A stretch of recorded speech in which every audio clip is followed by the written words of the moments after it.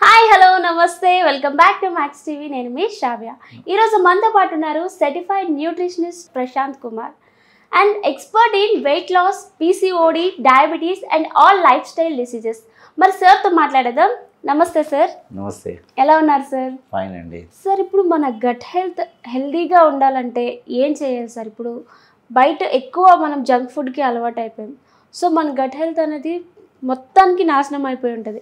So దాన్ని మళ్ళీ హెల్తీగా ఉంచాలంటే ఏం చేయాలి సార్? ఫస్ట్ ఏంటంటే గట్ హెల్త్ని బెటర్గా చేసుకోవాలంటే మేజర్గా ఇక్కడ నుంచి స్టార్ట్ అవుతుంది, మౌత్ నుంచి. అంటే మీరు ఏం తింటున్నారు అనే కాన్షియస్నెస్ ఉండాలి ఫస్ట్. ఈటింగ్, ఆ ఈటింగ్లో మేజర్గా మనం యాడ్ చేసుకోవాల్సింది ఏంటంటే నమలడం. ఓకే, సో మనకు 32 టీత్స్ ఉంటాయి. సో 32 టైమ్స్ నమలాలి. బేసిక్గా అవి అందుకోసమే ఇచ్చింది. బట్ ఇప్పుడున్న కల్చర్లో ఏంటంటే నమలే ఫుడ్ లేదు, జస్ట్ మెత్త ఫుడ్ మాత్రమే ఉంటుంది. సో దానివల్ల ఏంటంటే హరిబరి లైఫ్ స్టైల్, ముద్దలు ముద్దలు మింగేసి వాటర్ పోసేస్తారు మధ్యలో మనకు స్టక్ అయ్యేసరికి. సో దానివల్ల మీకు స్టమక్లో రిలీజ్ అయిన HCl ఏదైతే డైజెషన్ ఎంజైమ్ ఉంటుందో అది కాస్త డైల్యూషన్ అయిపోతుంది. సో దానివల్ల ప్రాపర్గా డైజెషన్ అవ్వదు. అలా డైజెషన్ అవ్వని ఫుడ్ ప్రాపర్గా అవ్వలేదని చెప్పేసి HCl మళ్ళీ రిలీజ్ అవుతుంది, సరిగ్గా డైజెషన్ అవ్వలేదని. అప్పుడు మీకు డైజెషన్ సిస్టమ్కి ఉండే ఏవైతే స్కిన్ ఉంటుందో ఇంటర్నల్గా అది డ్యామేజ్ అవ్వడం స్టార్ట్ అవుతుంది. సో దానివల్ల బ్లోటింగ్ కానీ, అల్సర్ కానీ, మౌత్ అల్సర్స్ కానీ, బ్యాడ్ బ్రీత్ కానీ, తర్వాత అన్కంఫర్టబుల్ కానీ అదన్నీ స్టార్ట్ అవుతాయి. అది కాస్త మన ఇంటెస్టైన్లోకి వెళ్ళినప్పుడు ఏమవుతుంది, ఆ ఇంటెస్టైన్లో అబ్జార్ప్షన్ సరిగ్గా ఉండదు. ఎందుకంటే సరిగ్గా డైజెషన్ అవ్వని ఫుడ్ అబ్జార్ప్షన్ ఎలా అవుతుంది? ఓకే, సో తినడం పైన కేర్ తీసుకోవాలి. తినే ఫుడ్లో నమిలే వస్తువులు ఎక్కువగా ఉండాలి, దాంతోపాటు ఫైబర్ రిచ్ ఫుడ్స్ ఎక్కువ ఉండాలి. ఆ తర్వాత తినడానికి మధ్యన గ్యాప్ ఎక్కువ ఉండాలి, కంటిన్యూ ఈటింగ్ ఉండకూడదు.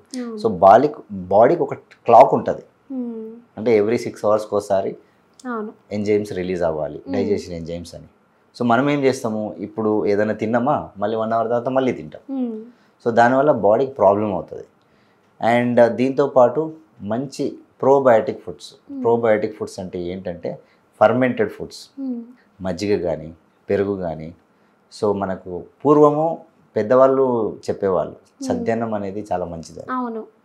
ఓకే, సో ఫర్మెంట్ అయిన రైస్లో మనం కర్డ్ వేసి కొంచెం ఆనియన్స్ వేసి అది ఫర్మెంట్ చేసి పొద్దున్నే తినేవాళ్ళు.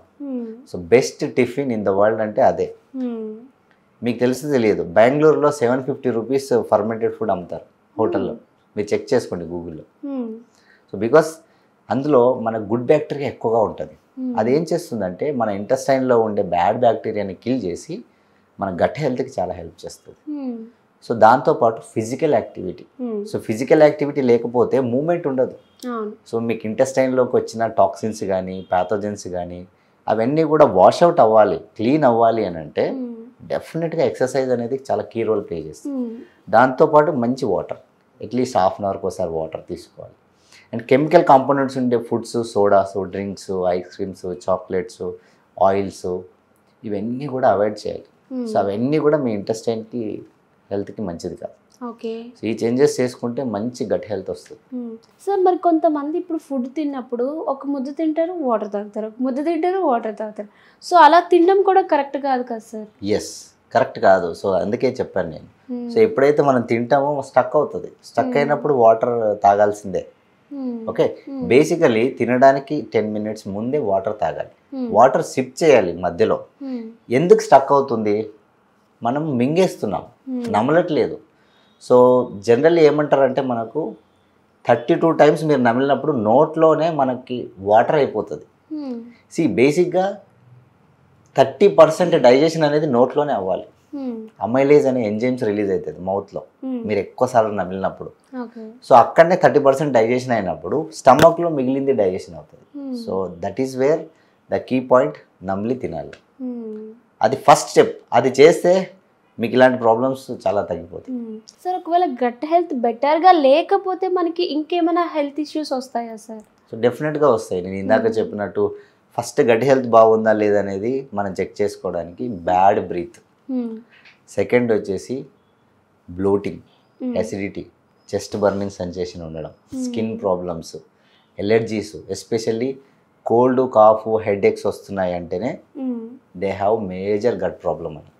సో ఈ మధ్య చూస్తే మీకు డస్ట్ ఎలర్జీ చాలా ఎక్కువైపోయింది. స్మెల్ పడదు, దుమ్ము పడదు, ఫ్లవర్ స్మెల్ కూడా పడదు కొంతమందికి. Sneezing, number of times sneezing ఉంటుంది. కొంచెం వెదర్ మారినా, వాటర్ మారినా ఎంబడే ఎఫెక్ట్ అవుతారు. వీటన్నిటికి రీజన్ ఏంటంటే గట్ ప్రాబ్లం. సో గట్లో గుడ్ బ్యాక్టీరియా లేదు. సో అందుకనే వాళ్ళు ఈజీగా ఇన్ఫెక్టెడ్ అవుతున్నారు. ఓకే. అండ్ దీంతో పాటు ఇంకొన్ని ప్రాబ్లమ్స్ వస్తాయి. IBS అని, ఇరిటబుల్ బౌల్ సిండ్రోమ్ అని. సో అంటే వాళ్ళకి బౌల్ మూమెంట్ సరిగ్గా ఉండదు. ఆ తర్వాత పైల్స్ ఇష్యూ కానీ, మాల్ న్యూట్రిషన్ అబ్జార్ప్షన్ అంటే కాళ్ళు చేతులు లాగడము, చన్నగైపోవడము, వైటమిన్ D తగ్గిపోవడము, మజిల్ డెవలప్ కాకపోవడము, హెయిర్ లాస్ ఎక్కువైపోవడము, మాల్ న్యూట్రిషన్ అబ్జార్ప్షన్ అంతా పడిపోతుంది. ఎప్పుడైతే మనకు ఈ గట్లో ఉండే గుడ్ బ్యాక్టీరియా కిల్ చేయబడుతుందో బ్యాడ్ బ్యాక్టీరియా ఆటోమేటిక్గా పెరిగిపోతుంది. సో బ్యాడ్ బ్యాక్టీరియా పని ఏంటి? ఓవరాల్గా నీకుండే హెల్త్ని మొత్తం తీసేయడం. ఓకే. సో దానివల్ల మీకు రకరకాల మాల్ న్యూట్రిషన్ డెఫిషియన్సీస్ వస్తాయి. హీట్ పెరిగిపోతుంది ముఖ్యంగా. సో వేడి బాగా అయిపోతుంది. నాకు చికెన్ తిన్నా, మటన్ తిన్నా, లేదంటే ఏదైనా తిన్నా పడదు అని పింపుల్స్ రావడం.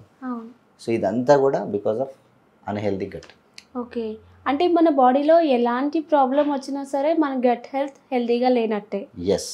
ఎందుకు అలా చెప్తున్నానంటే gut is the second brain of the body. So first brain ఇది. సో నెక్స్ట్ ఈ గట్ ఏదైతే 9 meters ఉంటుందో అది second brain. So it is inter connected అనమాట. సో మీరు చేసే థాట్, మీ ఆలోచన కానీ, మీ స్పీడ్ కానీ, మీ యాక్టివిటీ కానీ, మీ పెట్టుకునే గోల్స్ కానీ, మీ రిలేషన్స్ కానీ, everything depends your gut health. So ఇది హెల్తీగా ఉండనుకో, కడుపు చల్లగా ఉంటే మిగతాదంతా బాగుంటుంది అంటారు. గట్ ఫీలింగ్ అంటాము. సో ఇవన్నీ ఇంటర్ రిలేటెడ్. ఊరికనే చెప్పలేదు పెద్దవాళ్ళంతా. సో నీ గట్ ఫీలింగ్ ఏంటి అన్నప్పుడు ఎస్ నా గట్ ఫీలింగ్ ఇది అని అంటే నా గట్ బాగుంటే ఐఎమ్ కాన్ఫిడెంట్. ఎస్. సార్ మీరు ఇందాక చెప్పారు కదా ఫెర్మెంటెడ్ రైస్ తినడం వల్ల మనకి గట్ హెల్త్ హెల్తీగా ఉంటుందని.